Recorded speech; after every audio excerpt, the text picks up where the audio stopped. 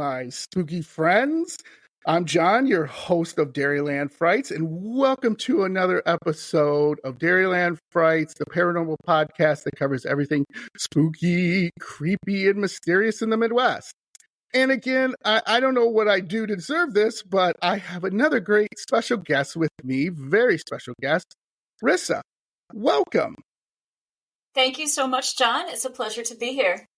Yes, so I'm going to tell you a little bit about RIssa, and then we're going to be having some great time to ask her some questions because she has such a great, expensive,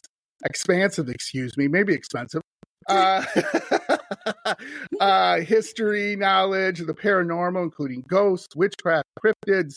So she is a living and breathing Google or encyclopedia for my old school fans. So let's get into a little bit about her. So her storytelling, expertise stems from extensive research into the area of esoteric history, which again, when I've had Cynthia on from the Netherlands, my practicing witch, remember esoteric history has to deal usually with paranormal, the occult, but not all the time. But she also as it includes ghosts, witchcraft, which we'll talk about today, cryptids, and folklore.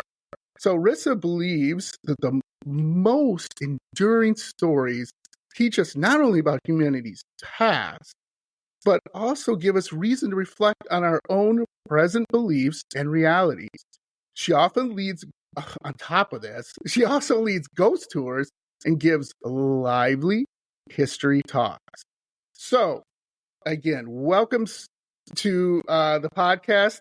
And what I want to ask you first, that I asked all my guests, is what interested you in history, the paranormal, so on and so forth? What interested you in that?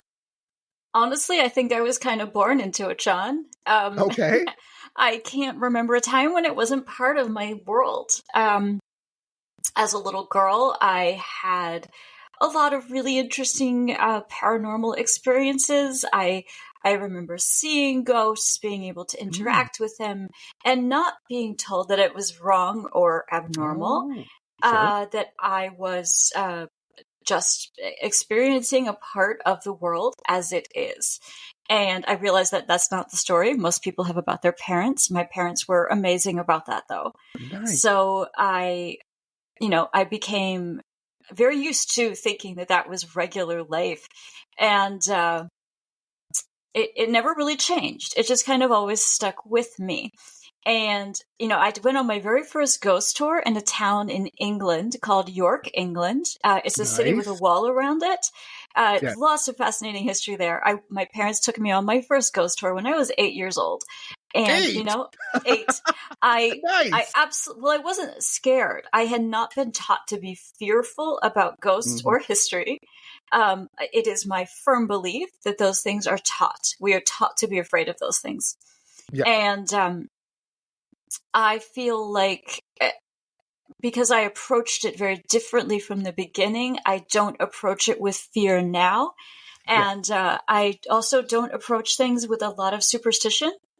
I think superstition is fascinating, and I studied it a lot. I give talks about it. I don't personally practice a ton of superstition in my own life.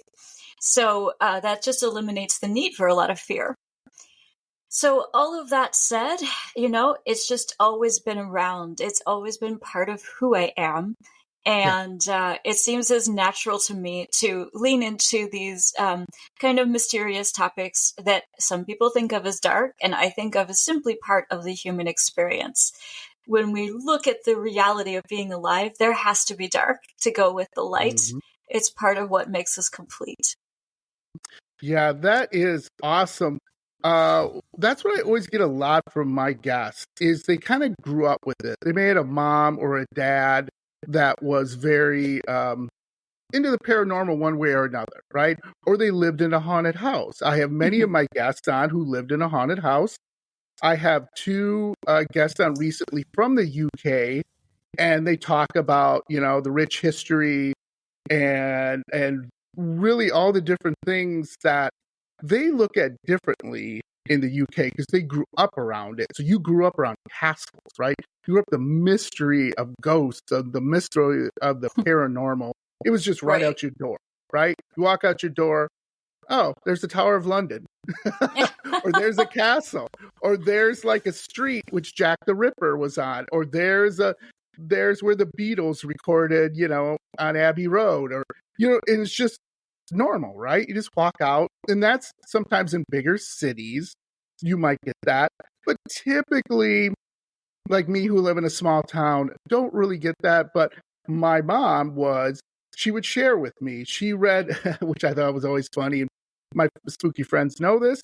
My mom would read books on serial killers, Ed Gein, all the big ones, Jack the Ripper. And when I would ask my mom, she would not be like, ooh, no, you don't need to see this. She'd be like, what do you want to know?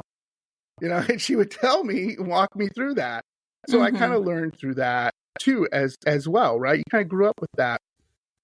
So tell me, when's the first time, if you can remember, your first profound paranormal experience? Did you remember the age and what it was about?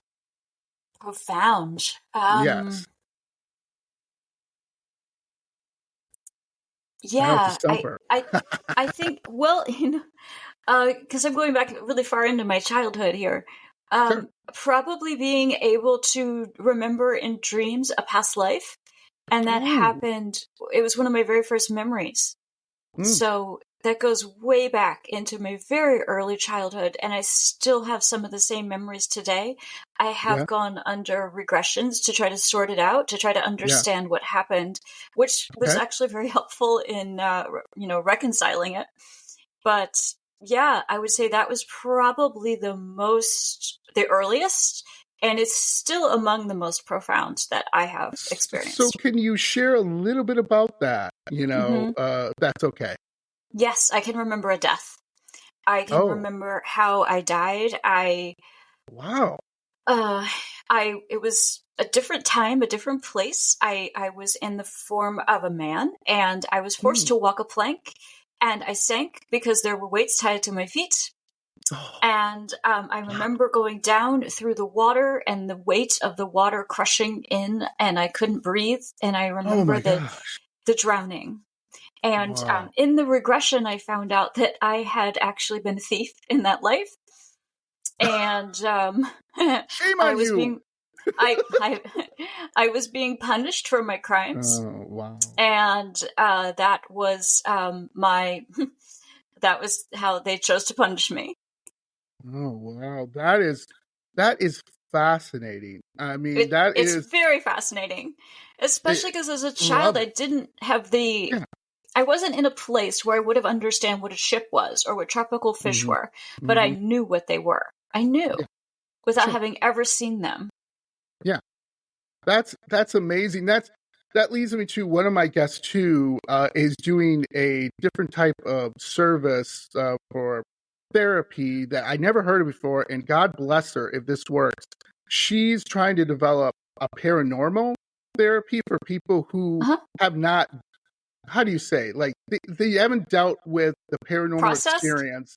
They haven't processed them. Right. So you're 8 years old, you see a ghost walk through your walls, you're scared out of your wits, and you carry that forever, right? And you don't have no one you can talk to because people are going to be like, yeah, sure, you're 8 years old, there's a ghost going through there, blah, blah, blah.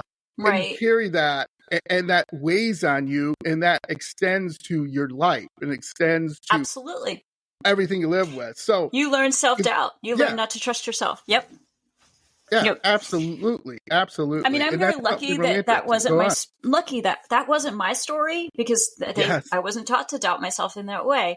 And, as a ghost tour guide, it is surprising how many people go to a ghost tour just because they want someone to talk to that will give them a willing listen, some compassion about whatever their paranormal experience is. In all of the years I've been doing this, I have heard stories about ghosts, stories about cryptids, stories about UFOs, people who are just sort of lingering around at the end of the tour saying, hey, do you have a minute? Or they send me an email afterwards. I have dozens and dozens and dozens of these stories from people that they say, oh, my family doesn't believe. And these are adults too. Right. My family doesn't believe me. My wife thinks I'm crazy. My husband thinks I'm crazy. My kids think I'm crazy. My colleagues laughed at me. And I'm like, first of all, you're in the majority. According to USA Today's survey, the majority of people living in the United States have had a paranormal experience and or believe it. So the fact that your colleagues and friends say that you're crazy, it's because they've been conditioned and taught to say that, not because it's where they actually believe. So, absolutely. And the very next thing I would say after that is, podcasts like this, like what you're doing, John, it's so important to normalize the conversation, to really put it out there as, yes, this is something that happens in our world. We don't have a scientific explanation for it. But, there was a time not that long ago, we did not have a scientific explanation for weather either. But here we are. We now understand weather. So it's kind of like, I feel like eventually we will be sophisticated enough in science to understand the things that we don't yet. But in the meantime, it's really important not to tear people down and to say they did or didn't experience something, when quite honestly, I know that they know what they saw. They know what they heard. And I think it's important to offer respect and compassion in those situations. Yes, absolutely. And it's no different from maybe being in a car accident or watching someone you love die in front of you. It's a traumatic experience. I get it. But people just, they have weird ways of dealing with it. And I think, like I said, it goes into their lives and just can cause problems. Especially relationship problems. Yeah. It definitely does. I've definitely seen that. And the folks that stay to talk to me after my ghost tours, or they're reaching out later, and or they have an active haunting and they don't understand it. They don't understand what it wants. They don't know how to talk to it. And I can't help in every situation, but I always offer assistance as best I can. And if I can't, I'm like, you need a medium. Here are some names. Absolutely. Absolutely. So we're going to get into now the spooky stuff and the fun stories and the scary stories and whatever else stories we have today, because they're going to be great for my audience to have somebody like you so well-rounded in it. I will, all my spooky friends, I will share Rissa's, her social media, YouTube, whatever she has, in my story notes in the episode, so you can see them, and please visit her. And interact with her if she's okay with that. That'd be great. And we'll have some good time. So in today's episode, we're going to discuss a number of topics. Okay. And I have a bunch of questions for you. Great. And let's do it. Cover magic and the occult, some ghost stories, maybe some cryptid stories. I love history. I love talking about it. And then we'll also talk about witchcraft and some of the different things associated with that. I know you read tea leaves. Is that correct? I do. Okay. I do. Could you explain a little bit what that means to my audience? Oh, sure. Oh, I'm so sorry. I don't have a teacup ready. No, that's okay. That's okay. Okay. It is a form of divination, and it's actually a form of scrying. Scrying is one of the more esoteric families of divination. It's basically the act of gazing into something. And most people, when I say scrying, they imagine the cliche fortune teller with a crystal ball. So that's not exactly what I do, nor is it exactly what anybody else does either. That's another one of those popular cliches that doesn't have a lot of weight behind it. Not when you know the history. Right. So tea leaves, the origin of tea leaf reading is really ancient. It goes back into times BC. Now, nobody knows if it originated in Asia or if it originated in the Middle East, because it was actively done in both places, but it's past recorded history when it started. So basically, you put loose tea or coffee grounds into a cup. You drink the cup of tea, and then you turn it, and you look at the patterns on the cup or the saucer, depending how you do it. So from that point, you, as the tasseographer, the person who reads the leaves, you have a set of symbols that you already have committed to memory. And that takes, I say that casually, but it takes a long time to get to that place. I started when I was 16, and I have been reading for over 30 years now, and it changes all the time. Your symbols get updated, your symbols can change. And as you learn and go through life, your symbol vocabulary keeps getting bigger. So that said, you read the leaves in symbols and put them together in context of the querent's question or what's going on in their life. Does that answer make sense to you? Yes, absolutely, absolutely. And what is the outcome? Like, meaning, like with tarot cards, people want to know, am I going to die soon? Am I going to meet my new boyfriend? You know what I mean? Some crazy things they want to know. And you're like, whoa, whoa, whoa, hold on. Generally speaking, I'm super nerdy, John. And over the pandemic in 2020, when all the colleges were offering free classes and all the big universities, Harvard University's Ancient Religions Department offered a history of divination. I took it because I was like, nice. I'll never get a chance to take a free class from Harvard again, ever. Yeah. And it's not free anymore. I can tell you for sure. So when I was studying in that course, they said, and my own experience reflects this, the number one question asked of any diviner is about relationships, usually love or partnerships, sometimes parent-child. The second most common is about money. And the variations on that could be like career or education, but money and relationships are what everybody mostly wants to know about. I do occasionally get questions about health. I do occasionally get questions about people's pets. I do get questions about people's spiritual path.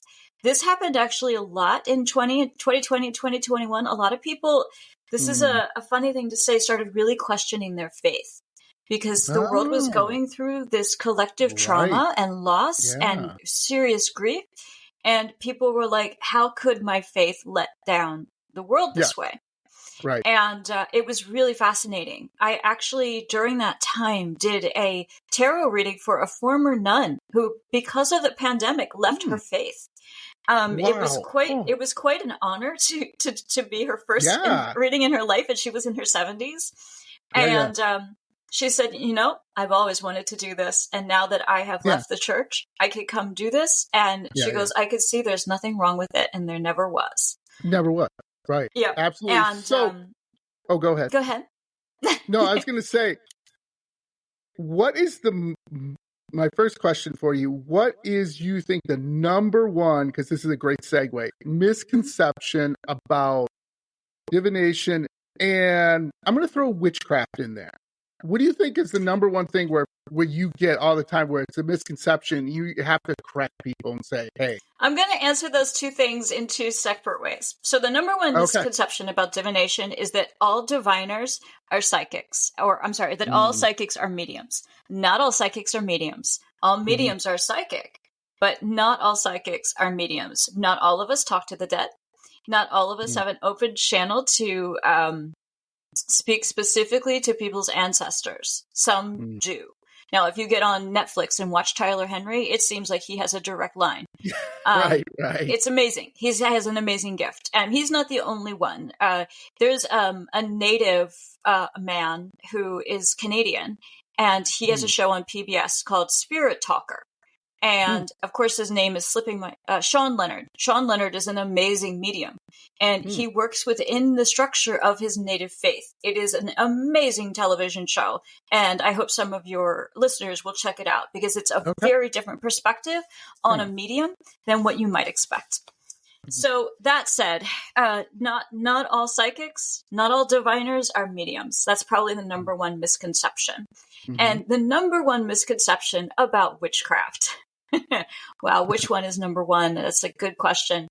Either that's, oh gosh, I don't know. The media has twisted the perception of witchcraft so heavily over time. Yes. Yes. And I don't just mean the modern media. I mean even media since the 1600s, even since then. Yeah, even Um, innocent people have died over it. You thousands know, of innocent people have died. thousands of innocent people have died. Men, women, children, and Children, animals. yeah, Yeah, many, many thousands of lives because of superstition and misinformation about what witches are or are not. I'm going to go with. I'm tossing back and forth between that all witches are trying to act upon evil, or that all witches are involved with the devil. And let me deal with each one of those separately. So, okay, the idea of the devil is a Christian construct. There is no devil in many other pictures of faith. hmm And most witches that I know, whether they are pagan or witches or Wiccans, they don't have the devil as part of their pantheon yeah, of worship. It's just not mhm, there because it's yeah, Christian. yeah, And it's interesting that so many people think witches are affiliated with the devil when it's not even on their radar. It's hmm not that particular what do you want to call it? System of belief has nothing yeah, to do with what they're doing at all. yeah, And so they're certainly not worshiping the devil because he's not even part of their system. So right, that's a fascinating misconception that was purposefully started during the burning times. Who knows exactly when it started? Probably the 1300s in Europe. yeah, That was sort of the time when, right before The Hammer of Witches was published, yeah, and Catholics decided to go after yes, witches as their villain du right, jour. Now, if you peek back into history before that, the Jewish folks were their villain du jour. yeah, And when they were done with them, they decided to go after witches. And the witch right, hunts lasted for, unfortunately, centuries. yeah, It was like the 1800s till the United States had their very last witch trial. So, I hmm mean, we embraced it here too. The colonials brought that same fear with them. It was definitely a right, learned fear because, yes, the idea of what witchcraft is, a nature-based faith, predates all mainline religions that are currently practiced on this planet. hmm So, how can we come from that perspective and get it so twisted? I don't know. And like I said, right, it's a nature-based faith system that doesn't involve the Christian pantheon of characters. hmm So that said, the devil is irrelevant in the conversation, and yet there he is all the there time. he is, right there, And spooky so hanging then, around the corner. yeah, I'm Um, like, seriously, what is the story with him? Like, he's not even supposed to be here. He's in the wrong show. So, the other one, that all witches are evil. yeah, Well, I would have to argue that all people have the capacity to do evil, no matter what faith absolutely, or how hmm they identify. yep, And you don't have to be a witch or a villain to do no, evil. Evil is subjective.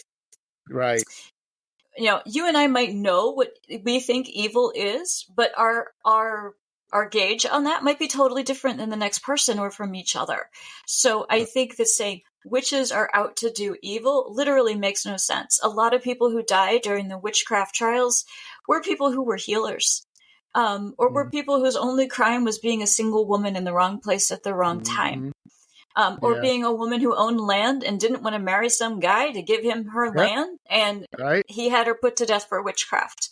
yeah, So that wasn't doing evil on the woman's part. That, right, honestly, let's be yeah, real, that yeah, was doing absolutely, evil. I mean, not that it's my particular cause to judge people, but there was evil doing, but I don't think it was by the women. absolutely. And the thing is, when I had Cynthia, who is a practicing witch from the Netherlands, Mm-hmm. she even told me people still look at her like she's strange, like she's different. But Yeah. she says because of her beliefs in witchcraft and other magic, she feels stronger. She feels like she can be like, yeah, I'm strange, I'm weird, and I'm okay with that. Now, how many people out there in today's world would love to be like, yeah, I'm weird, I'm strange, I'm cool with it? No, what they do is they hide it, right? They hide it, and then Right. they say like, well, actually, I'm a super nerd, but I don't want anybody to know that. I'm like, why? What? Right? And No, she said she gets, you think, power from that. She gets the power of So she has like spell jars and she does certain ceremonies, and she gets the power from that to not only help people, but to help herself. I think that's amazing. That is a great I'm thing. totally in favor of that. And, I feel like whatever works for people to feel more empowered to be themselves, Absolutely. do more of that. Especially if by helping yourself, you're also helping others. I can see literally no problem with that whatsoever. I feel like a lot of the fear that we're taught to have about anybody who's different than us, or other, if you will, it is all fear-based belief. And at the end of the day, the idea that someone can feel comfortable in their own skin and feel at peace with who they are, that's amazing. And, that is amazing. It's a great goal to shoot for, because we don't live in a society where that's a particularly easy thing to do anymore. No. I don't know if it ever not was. I mean, I can't remember in my past lives if that was easy for me or not then. But all of that said, I do feel that if any person who wants to identify as a pagan or a witch or a druid or, any of these faiths that get clumped into witchcraft, because they're all very different. They're very different from each other, and yet they all get like sort of shoved in the same box. Like we don't shove we don't shove the other mainline religions in the same box, and yet these are. So that's another whole discussion. But that said, I think that if it is what sings to your soul, go with that. Obviously, always be on the safe side if you live in a society where these things are frowned upon. So, for example, in Pennsylvania, I don't know if you know about this, there is a young woman the police went after very recently because she's doing illegal tarot card readings. Because tarot card reading and love spells are still illegal in the state of Pennsylvania. Oh, boy. Okay. Yeah. And they actually, in a different part of Pennsylvania, actually prosecuted someone in April of this year for illegal tarot card reading. And she had to pay a fine and go to court. So, that fear is still with us. We, as Americans, we have not moved on. We have not gotten over. No. And also, let's talk about the freedom of religion. Right. Let's talk about that for a minute. It's like freedom for some and not for all. Right. How's that I thought that work? was the whole point of the colonists coming here, was so that they could equally embrace freedom of religion for others and as well as themselves. And here we are, this country that was founded based on the principles of freedom, and others still are not free to practice their faith. I don't get that at all. I don't either. And that's a whole new episode podcast that we could do. But I'm going to ask you some questions about some magic and the occult. So, again, this might get a little dark territory. So if you got the kiddies listening to this in the car, you might want to have them put on your headphones. If you're listening to this and if it upsets you or something, that's okay. Skip ahead. We will be talking about other subjects. So, my first question for you is, there are a number of different magics, but predominantly the magics that come up with witchcraft is, and this is always in the movies and everything, they take it too far, black magic and white magic. And so let me ask you this. Is that something, Rissa, that you categorize when you're talking about witchcraft? Like, how do you categorize witchcraft? Is it something like, again, left-hand magic, right-hand magic, folk magic, high magic? I mean, like all these different categories, right? How do you view that? Like, how do you explain to someone who goes, oh, that's black magic. Oh, I'm scared, right? Please don't curse me and turn me into a toad, whatever, right? Yeah, so I'd just like to hear your thoughts on that. So let's jump in on that. So this is going to go right back to so the folk magic and high magic are different. So let me put that out there first. So the idea of white and black magic. So I don't even like to use those words anymore because honestly, they feel so racist. But, and I know that is not what the origin of those words are, but especially as we're coming into a more educated time and trying to be more inclusive, I don't even use those phrases because they imply that white is good and black is bad. And I really don't like that. I'm not on board with that. As an individual, now, from a historical perspective, there's something behind that. But, and, you know, one of the places you could take that all the way back is to like the dark and light fae. So the dark fae were tricksters. They did things like steal your babies and leave a changeling. They were always kind of up to no good, whereas the light fae, like, you know, dined on flower nectar and might make a wish come true for you. Maybe, if they felt like it. Maybe. Maybe not. But all of that said, the idea of good and bad is so subjective. And, you know, quite frankly, there are probably people out there that if a witch turned them into a toad and set them aside in a terrarium, it might be good for all of us. But who am I to judge?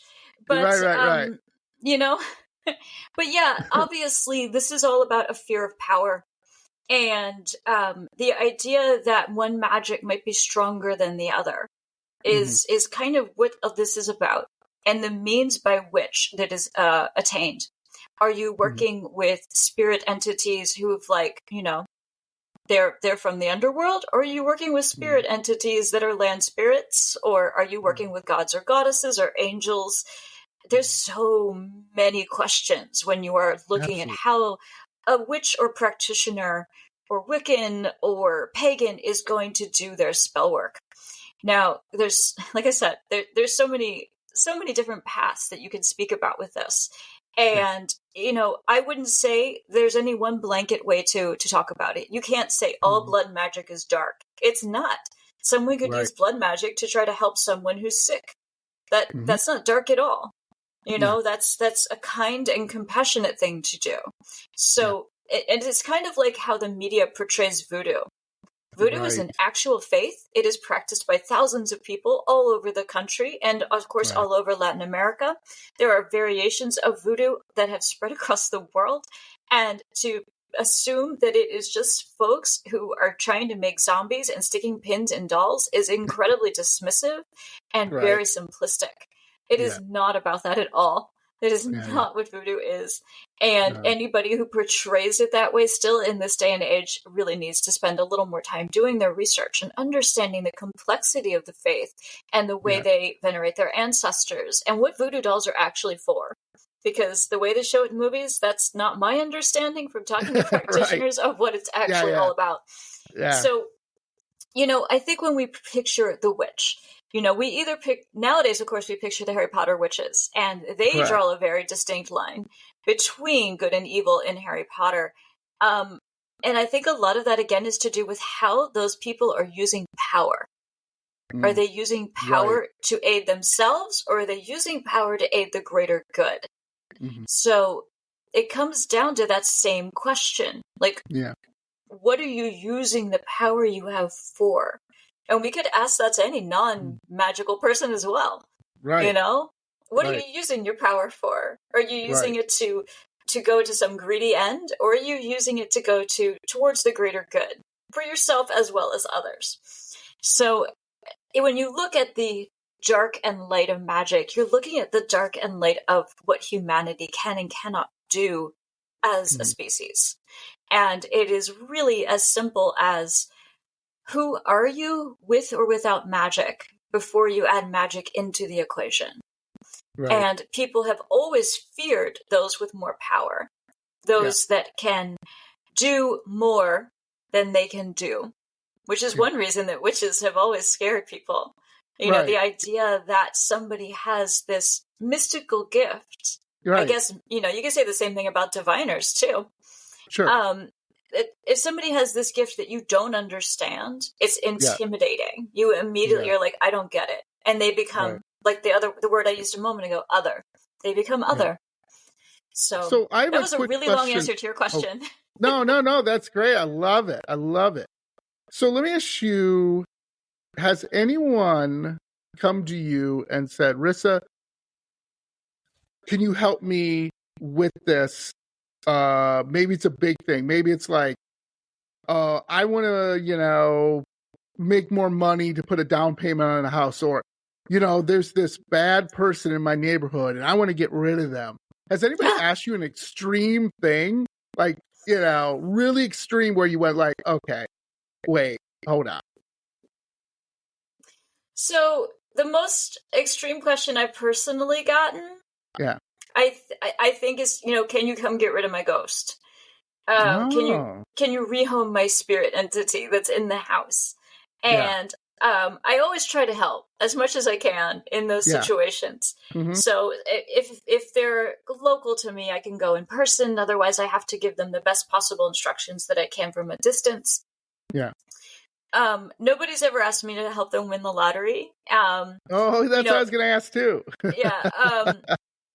Nobody's ever asked me to do that, or help me to do it actually. But come on. Yes, nobody's helped me to do that either. Come on, what are we doing? But I think the question you're asking also is a lot of times people ask about manifesting.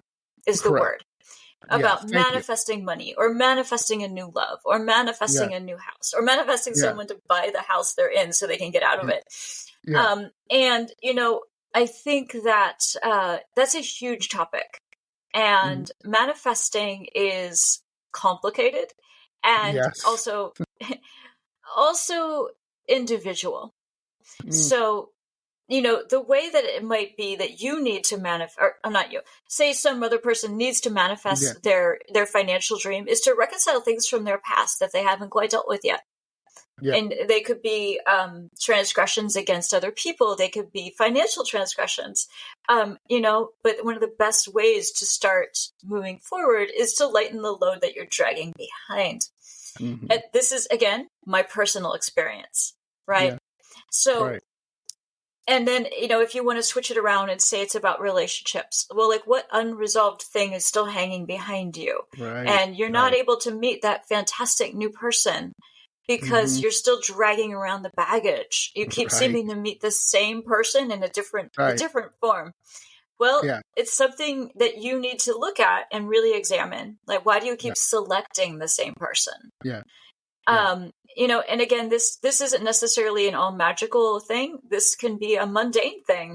This can be I need to work with a therapist thing, or I need to spend more time journaling thing.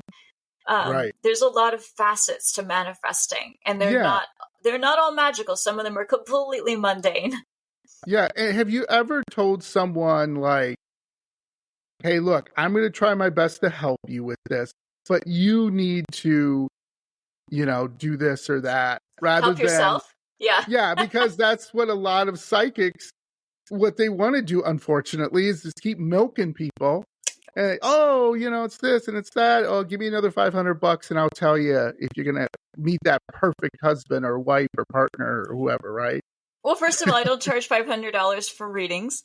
Okay, there you go. I really like to know that when folks walk away from a reading with me, that they have the information to create an action plan. I think an action plan in life is key. Love that. No matter what your goal is, if you don't take steps in real life, it's not going to happen. You can't put a wish out there like, I really want to meet an amazing partner, and then literally sit on your sofa and watch TV. You're not going to meet someone on your sofa. Yeah. Exactly. You're going to have to actively do something. And, there's a million ways to go about it. I've heard people say, well, I don't like dating apps. Well, neither do I. I don't use them. And nobody else has to either if they don't want to. You do what's right for you. But you got to do something. You can't just sit there and be like, I'm going to sit here in this chair and, $1 million is going to come. Right. Good luck. Yeah, good luck with that. That's refreshing. That's refreshing that you say that. I think an action plan is key in life. And if what you want to do is be a famous actor or actress, you're going to need an action plan. You need to get out there. You need to get seen. What is your action plan? Yeah. So I love that. That's what I like to leave people with when they're done with their reading. Whatever it was they were looking for, how can we make it go forward? That is so refreshing, Rissa. I love that. So you mentioned about ghosts. Mm-hmm. And you are a ghost tour. So we're going to switch topics here a little bit. One of the things I would like to know is you talked about someone coming to you and saying, got this ghost, I got this spirit, whatever entity in my house, I want to get rid of it. Could you tell people like a story? Obviously, you don't have to name names, but could you tell a story about something related to that where it's, wow, that's kind of spooky or scary or at least interesting, obviously. I've got the perfect story. I've got the perfect one, John. Love it. So I'm going to start by saying that I don't think all ghosts or spirit entities need to be ejected from the home. Some of them want to be there because it's their home too, or they're your family. And maybe not necessarily like a family maybe they're an ancestor or a spirit guide. So in those cases, I think it's totally fine if they share space with you. You just have to learn to be okay with them. Okay. Now, that's not always the case. So I'm going to mention, I'm going to tell the story of a woman who I helped clear her space. Oh, and some people call this a house blessing. Some people call it a space clearing, whatever works for you. So I got to her space and she was having incredible anxiety every time she came home. She felt like she was being watched. So I got into her space and I immediately felt like, I felt creepy, like yucky, something's yucky here. And there was it was a beautiful old apartment, great old building. So I'm not a medium, but sometimes I can hear. Sometimes I can be clairaudient, and I could immediately hear the spirit in her house. Yeah. I said, does the name George mean anything to you? And she said, yeah, that was the man who lived here before me. And I said, oh, guess what? He's still here. Oh. And yeah. So George was still there, and George was a total creeper, and he was watching her sleep and bathe and go to the bathroom. And she said she felt like people didn't really want to come to her home, and there were just, I mean, her pet was uncomfortable. There was every sign of an entity who really was just not the best. So I was able to interact with George. We did clear the space physically. There are several ways to do that. You can use bells, you can use sage or other herbs to burn. Like I said, there's lots of ways to go about it. And I helped her figure out how she would maintain her boundaries in this space clearing situation. And George agreed to leave. But I asked him if he would actually leave the whole building, because it was a building of all women. Wow. Yeah, it was a space that was just all apartments for women and female identifying people. And I was just like, George, it'd be really great if you could find somewhere else to be besides watching these ladies sleep and undress. George was not ready to cross over into a new life. He was kind of a miserable spirit. And in his case, I could clairaudiently hear him. That's not always the case, but I'm really glad I could, because he definitely needed to go. He was not, he was sapping the energy of that woman very specifically, but probably also the building in general. Yeah. And because he had lived there, he felt entitled to the space. He felt like, I have every right to be here. I lived here too. And in fact, the curtains in her living room were hung by him during his physical life. Oh, wow. So, yeah, he was just like, well, this is still my stuff. And I'm like, guess what? You can't use this anymore. You have to go. What you're doing isn't right, and you know it. Like, you're invading on her privacy. Did he ever get physically abusive? Any complaints about that? Nope. No. Luckily, no. He was not the type of entity that was touching and or moving objects. He was either he didn't want to, or he was just a voyeur, maybe. Gotcha. But just kind of a dirty voyeur. Old guy. He was a voyeur. Let's leave it at that. You're kind of a dirty old guy. I gotcha. So we've explained this before. There's residual hauntings and intelligent hauntings. Correct. So this would be what you would say intelligent, because he's not showing up at 3:00 in the morning every time at the bedside. And no. No. Intelligent. Yeah. No, he was very, very much an aware. He was an interactive. I use residual and interactive when I talk about ghosts, but same idea. He was an interactive. So I don't know how intelligent he was. That might be too much of a compliment. George, you old. Anyway, what do you think? I always ask this to all my guests. What do you think is worse? And I don't mean worse in the sense of like it's really bad or whatever, but would you rather have a residual haunting in your house or an intelligent haunting? Which you think would be like, if you had to deal with it, which one? Oh, I don't see why a residual would be a problem at all. I think you would just get used to it. You know, you're assuming also that I could see or hear it, right? Yeah, it would be lovely not to have a residual that's somebody getting murdered at 3 a.m. every day. I don't necessarily want to see that over and over. Yeah, right. But, you know, I could probably rearrange a little bit and move and let them do their thing. But I understand that a residual is just like a scar on time-space. It's nothing personal. They're never going to change. It's like having, I have a scar on my hand right here from a curling iron. It's never going to go away. I'll always remember that day that I was rushing to curl my hair.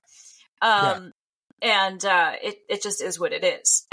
So I don't take those kinds of hauntings very personally. Some of them are tragic, to be sure. There's a space in Ellicott City, Maryland, where I give ghost tours that there was a young man who got shot in the back and fell down a staircase, and that is the residual. It is when he gets shot and falls. I mean, it's a really terrible way to kill someone. Shoot them in the back. And it was a military situation, so it wasn't exactly honorable. But poor guy, yes, he shows up in the same staircase, getting shot in the back over and over. But it's not an interactive haunting. It never changes. It's been that way for over 100 years. Yeah. But the interactive spirits can be something else. Some other totally different ball of wax. You know, you hope you get one that's friendly and in a good mood. Or that's even useful. There you go. Within my ghost tour, within my ghost tours, there are actually quite helpful spirits that are very benevolent. So speaking of ghost tours, why don't you share some stories from that? So that's a good segue. Sure. So there's a space where I give ghost tours in Pennsylvania, and there's a housekeeper who will, the space is now an arcade. It was an apartment building when she was the housekeeper there. And she will wake up sleeping employees, and you hear a vacuum running. And I was just like, this is the kind of haunting that every business needs. Every business needs a ghost housekeeper who will keep the employees in line and make sure they're not literally sleeping on the job, and keep the place clean. I feel like if this is what people's ghost experience is, they'd be like, I'm in favor of it. This sounds great. Yeah, absolutely. I had a guest on just episode ago where there was a ghost in his laundry room, and I said, "Well, as long as he's doing the laundry, what's the problem?" Yeah, and he says, "No, he wasn't doing the laundry, unfortunately." Yeah, I wouldn't mind that at all. But yeah, there's another really helpful ghost in Ellicott City, Maryland, and she's called the Cooking Ghost. And she works in what's now a law library. It used to be a residence. She was the cook there. So there's no kitchen in the space anymore. It's a law library. But there is a coffee maker. And frequently the people who work in that law library will come in the morning, and the space is tidy and the coffee is made and no one has been there. Like there's fresh coffee in the pot. And I'm like, I don't see why anybody'd have trouble with a haunting like that. Now, occasionally they're spooked because they see her. And like she'll be sitting in a rocking chair that's not there rocking, looking out the window. And I'm like, can you deal with that for the fact that she also makes your coffee and cleans up? Like, I think that's a fair trade. Absolutely. Yeah. Have you ever, on your ghost tours, have you ever had a something not bad happen, but something like out of the ordinary that was like affected maybe you and the people you were with? So I don't startle too easily. I'm guessing no. Yeah, I don't startle too easily, and I have interacted with lots and lots of spirit entities in my lifetime. So, and there are some that are very familiar to me. So I'm almost disappointed when they don't show up. But I'm like, seriously, where were you? I was here. Yeah. I have another practice that you might find eccentric, but I'm going to share it anyway. Yeah, I go like ahead. to go out before my tours and stop at the buildings where I know I'm going to be telling ghost stories and let the ghosts know we're coming. And say, Cool. like, Yeah. so Betsy, for example, at one of the buildings, I say, Betsy, I'm bringing some folks by tomorrow night. I just wanted to let you know we'll be here. Mm-hmm.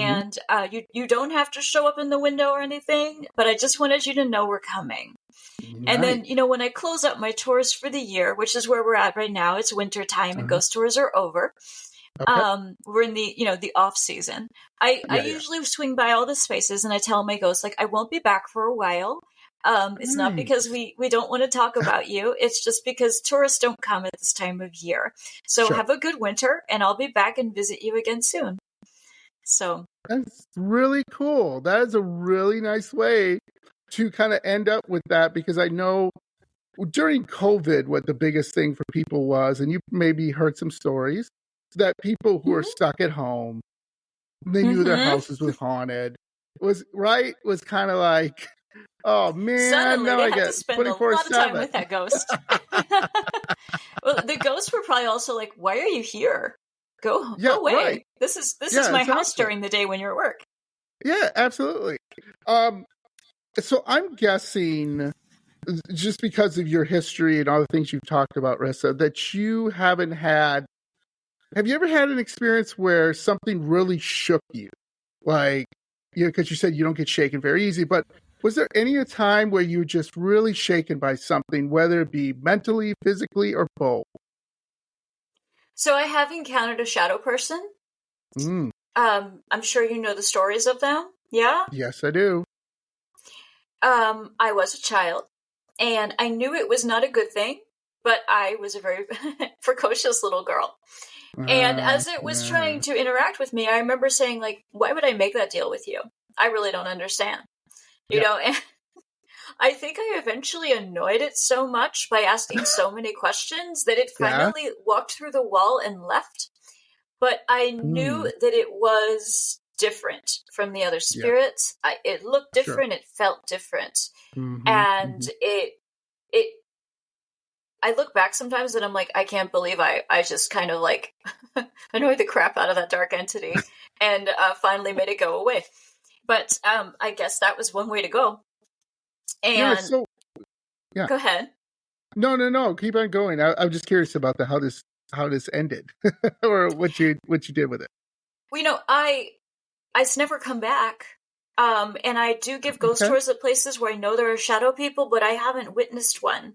Um, Okay. I I actually had a medium tell me that because, so I wear all black a lot, and I definitely would fall into a goth girl category. But Nice. let me tell you, I definitely am a cheerful, upbeat person as well. Um, Hey. the spirits that tend to like me and to linger with me tend to be Yeah. really positive and upbeat as well. And I think that I attract that. And I also Right. treat all spirit entities with respect. Mm-hmm. I don't walk up to the building and start banging on the door. I have had people Right. do that on my ghost tours, and I'm like, you need to Right. step back. First of all, that is an Yeah. historic building and private Yeah. property. Stop immediately. Yes. Um, so I did go on a ghost hunt one time with a group, and some of the folks on it were incredibly disrespectful, and to the point Mm. where some of the guests were crying. And I just don't think that's the right way to treat anybody. It doesn't matter if they're in No. this realm or the next. Like, yelling at people Yeah. and banging on walls and doors is Yeah. really not a respectful way to communicate with anything. So, Absolutely not. yeah, and I was like, I understand the idea to walk in and put out an energy that you're in charge, but you don't have to do Yeah. that. You don't have to raise your voice to do that at all. Because Yeah. I know when they handed me the reins then, they were like, oh, this is coming so easily to you. I was like, yeah, I just Mm-hmm. apologized for how rude you were. And said that if they want to have a respectful conversation with me, I'm open. Yeah. And it went That's much more great. smoothly. I Yeah. think that, imagine you're an intelligent, interactive entity. Uh-huh. And you're, for whatever reason, either choosing to stay in a space or stuck in Yeah. a space. Because I think Right. there are both situations. Yeah. Would you want someone to treat you rudely? Probably Absolutely not. not. No. Yeah. So I think that part of my approach is just that I don't enter in assuming the worst. I enter in assuming rapport.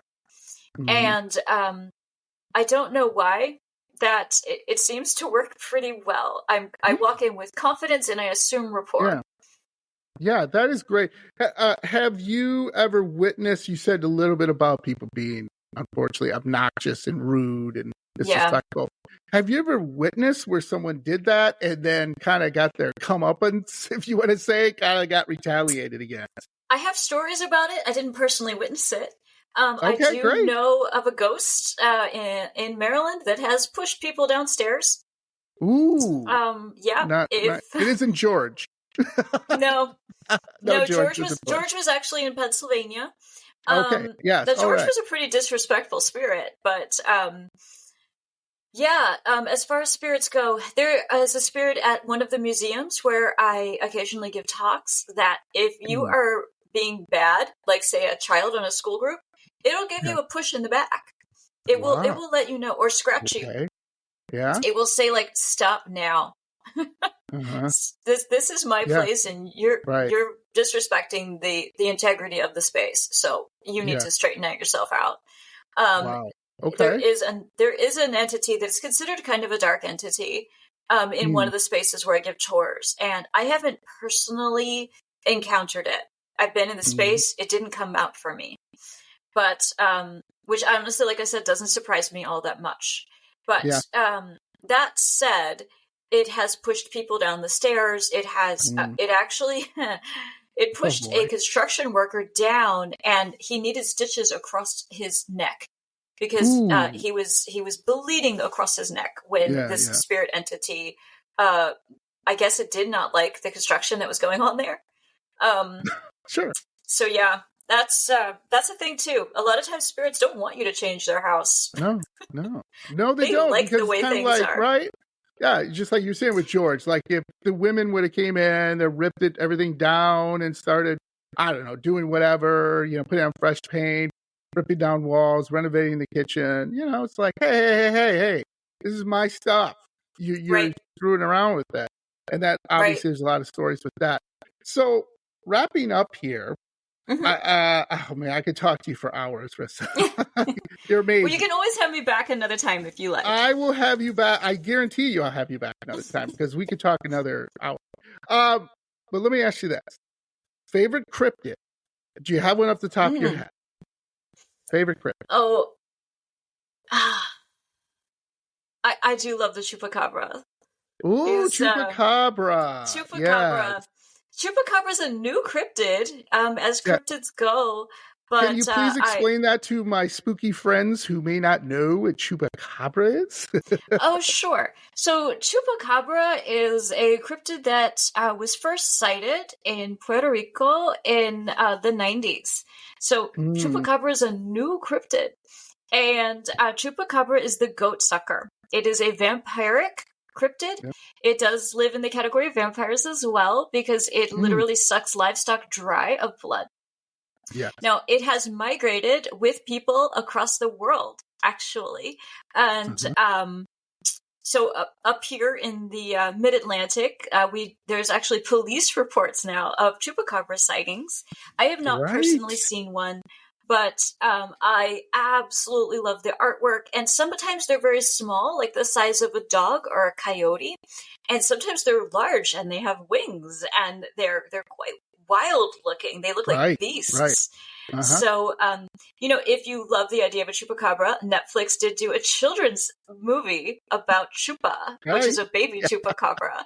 And it's absolutely adorable. And it will make you fall in love with chupacabras. Yes, you would. Because, of course, spoiler alert, the baby chupacabra is super cute and saves the hero. Yes. So, I do love a chupacabra, and I love the fact that it's such a new cryptid, and yet it's already been endeared to hundreds of thousands of people. Maybe not the people who believe it is the culprit for killing their goats, but maybe not them. They're not endeared to it at all. They're not to it, yes.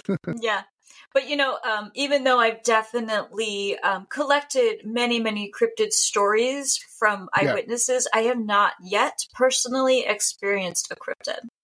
Yeah. Neither I'm have open I. to it. They just haven't shown up for me.